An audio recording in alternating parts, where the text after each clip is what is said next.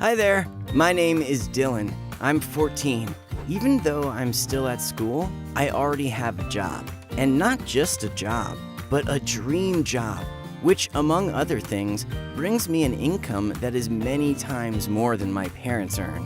Do you want to know who I work for and how I managed to get so well in my life? Then watch this video to the end. I was just an average teenager, just like everyone else. I went to school, skipped classes with my friends, fought with my younger brother, argued with my parents.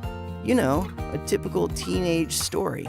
Not that me and my family quarreled too often, but my parents absolutely didn't like everything I was doing. Once, I started skateboarding with my friends, but my parents forbade me, saying that it could be too dangerous for my life and health. What if I fall, break something, and stay disabled forever? I also wanted to play in a band. We even got together with the guys from our school. I played the drums, but you need to practice hard if you want to play any musical instrument perfectly. Well, here my mom was okay with my music rehearsals, no problems, but I was not allowed to install a drum kit at home. My younger brother was too small at the time, and he went to bed early in the evenings. Anyway, my musician career did not work out. My dad insisted I started doing some sports. I even started swimming and joined the basketball team. But swimming seemed boring to me, and when it came to basketball, a ball flew into my face within the first minutes of the game. One of the guys didn't calculate his strength, and I wasn't ready to take the pass. Anyway, so me and my parents concluded that sports was also not my thing. So I had plenty of free time after school. And even though I went to extra classes on foreign languages, there was still a lot of time left. So I started playing games on my phone. At first, it was some simple puzzle games that were perfect time killers. Then I switched to strategies and shooting games, and they became not just a way to spend my free time, but a real hobby. My parents gave me a more advanced and powerful smartphone for my birthday. So I got interested in battlers. Well, battlers, in simple words, are the games where the gameplay revolves around creating the strongest possible squad to win battles and tournaments. The main goal here is to take first place in the game ratings. Do you think my parents were thrilled with my new hobby? The answer is obvious. Of course not. At breakfast, lunch, and dinner, and even in the evening after school, I was always sitting with my face buried in my phone. If I didn't play, then I chatted with my pals and discussed some new features in the games. Of course, all this couldn't help but affect my studies.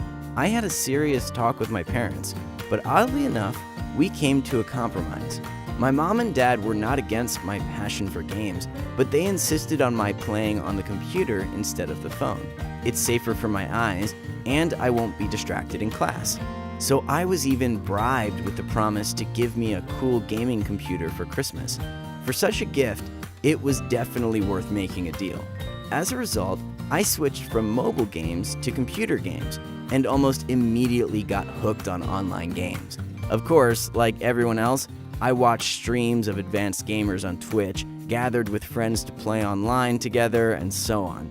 By the way, I can't help but brag. I didn't just love playing, I was really good at it. I was always one step ahead of the opponent and often helped out the whole team, leading us to victory. Friends even joked it was time for me to open my own channel or blog in some social media. And I didn't have any problems commenting on games either. I was able to make a joke in time or raise the team's morale. Anyway, I finally found the best hobby for myself and was very happy about it. My parents, of course, sometimes scolded me for going to bed late or, for example, for playing until morning when I was on school vacation. My relatives, and especially my grandparents, just shook their heads, saying I couldn't do anything good with this hobby. But I personally thought that computer games helped me develop my analytical thinking and logics quite well, and it was not so boring like solving math tasks at school. Once we had a festival in our city dedicated to video games, fantasy, and cosplay. Thousands of people gathered in one place, and for a couple of days, they did not mind being reincarnated as a game or fantasy movie character.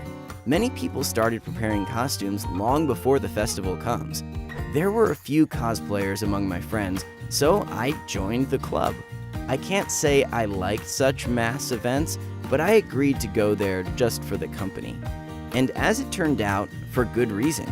During the festival, the official representatives of one of the most popular video games, League of Legends, held a tournament with cool prizes, gadgets for professional gamers, and equipment for streaming. I realized it was my finest hour, and it's time for me to show everything I have learned over the past years. It turned out many people knew about this tournament and even signed up in advance, but I still managed to get into the list of participants at the 11th hour. And for the next 2 days, I was almost lost to the rest of the world. I went home, but still, even there, I thought about winning in the tournament. We played in teams, and I was very lucky that almost all the guys from my team were already experienced players. We showed an excellent outcome. At the end of the second day of the festival, it was the tournament's final battle. I've never been so nervous in my whole life. And what happens, it was for me when we finally won. Now, it's funny for me to remember that, but then it seemed to me this was my main achievement in life. But the main victories were just waiting for me ahead. I never really thought video games were a kind of sport, but it turned out that back in 2013, the United States equated professional players in League of Legends to professional athletes. We can say that this was a turning point for all esports.